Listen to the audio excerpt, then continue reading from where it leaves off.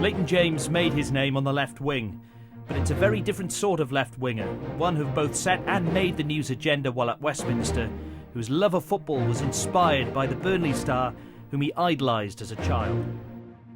How are you doing? Good to see you. Fabulous. Hey? Fabulous to see you. The pleasure is mine. Hey. When I first started supporting Burnley, age 5, we were reigning league champions. Because you were actually a teenager when you first played for Burnley, I think. Yeah. 15 when I joined. 1968. Say it slowly. And 72, 73, it all clicked. And we won the second division that season. I know. Well, listen, I got this. I did a talk at Burnley a couple of years ago, and they presented me with this. I'm looking at it now. Right, and I don't know if you see that, but that's where Billy Ingham was. God rest his soul, and yes. Very kindly put me in there as part of your winning Burnley team. Nice body swerve by James, good shot, and it's through! William Carrick misjudged it completely. You were definitely one of those players that when you got the ball, there was just this sense of something's going to happen. Did you feel special? I always had an inherent belief in my own ability, and I knew that my job was quite an easy job, in as much as it wasn't my job to go and get the ball back off the other team.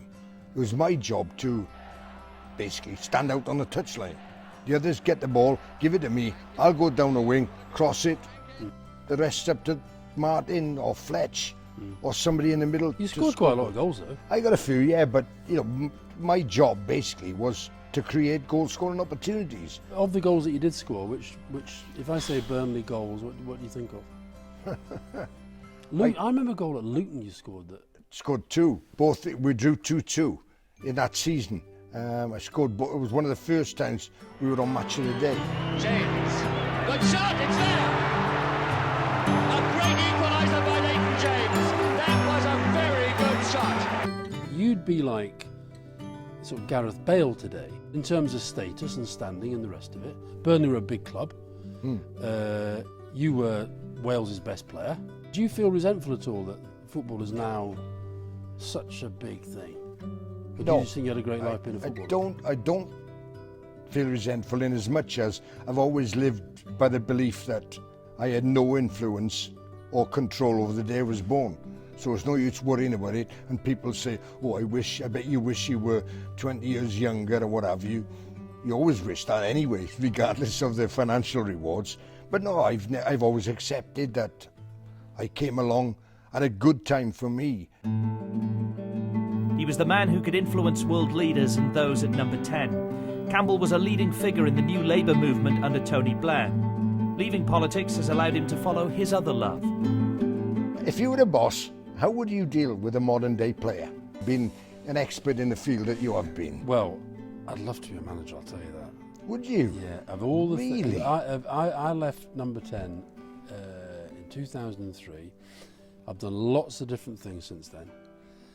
But I haven't had another full-time job and I haven't wanted one. But the one thing I would think about going back and doing something full-time, I'd love to be a football manager. And I think that in terms of dealing with the players, the only way I would think you've got to deal with all of them, yes, you've got to treat them with respect, but they've all got to be brought into the understanding of an overall strategy. And that's why if you look at Manchester United at the moment, you see Van Gaal there, and he keeps going on about his philosophy and blah-de-blah-de-blah. But I don't have a sense that actually the players or the supporters understand what he's talking about. And therefore, I think down the track, you could end up seeing him having trouble with some of his players. I think Alex Ferguson's probably the last, maybe Wenger a bit, of that generation that could, just being the manager, gave you the authority. I think that's eroding now. And I did this interview with Mourinho. I said to him, maybe this is the answer to your question. I said, do you want these guys to fear you or respect you? Which of those two would you rather have? And he said, fear's no good. And I said, so it's respect. He says, no, it's not even that. I want them to think I am the best at my job that I can be. Campbell is now an author, and his latest book is about the great winners in the world. plus a former Burnley player whom he reveres. If you had to bet your life on it, what would you say the result's going to be on Saturday? I'm just hoping for a draw. You're not. You told me earlier you wanted us to win. I think, I know I said they have to win. It's never a great thing to watch a game and try and be neutral when he played for both clubs. It's very difficult because you don't want to upset the people that you live with and around and see every day. And obviously, I wouldn't want to upset the Burnley fans because I love them so much, you know. I love them But listen, so much. what about this? What about I love this? them so much. I went back 3 times. Exactly. I was going to say, why don't you calculate it based upon how many times he played for each club? So he played for us 3 times, for them, for Swansea once. Yeah. 3-1. Fair result. He expects me to argue with that, does he? I don't know. Leighton, pleasure. All mine. Lovely to see you again. See you Saturday.